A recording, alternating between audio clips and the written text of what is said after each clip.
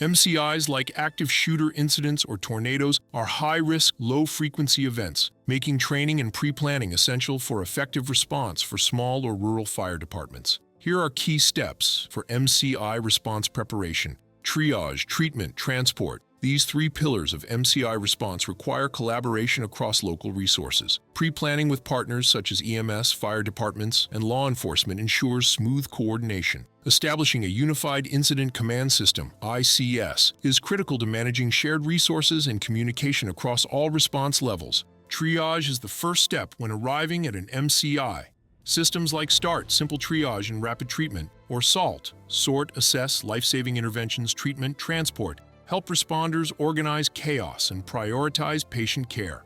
Training with mock patients, first using sheets of paper with patient details, and later with real people playing roles, helps responders practice categorizing patients and making quick, sometimes difficult decisions. Treating many patients at once requires sufficient staffing, which may not always be available in rural areas. Local clinics and nursing homes can be valuable partners, even if their staff aren't paramedics or EMTs. They can be trained to assist with less critical patients, freeing up EMS personnel for those in more serious conditions. Pre-assessing surge capacity in local hospitals or clinics is important to understand how many patients they can take in and how quickly they can prepare for an influx. Local resources such as school buses or transit authorities can help transport patients with minor injuries, saving ambulances for critical cases. Plan ahead for managing traffic, resource staging, and communication at the scene. This involves identifying how to request additional ambulances or disaster EMS teams, understanding the approval process, and preparing alternative locations for patient care if hospitals are at capacity. Training is the cornerstone of a successful MCI response. Engage cross-functional groups, including hospital staff, EMS, and law enforcement, in joint MCI training exercises. These collaborations build bridges and ensure everyone knows each other's roles during a disaster. After each training session or real-world MCI response, conduct an after-action review to capture lessons learned. Focus on improving the system rather than blaming individuals. Key questions to address: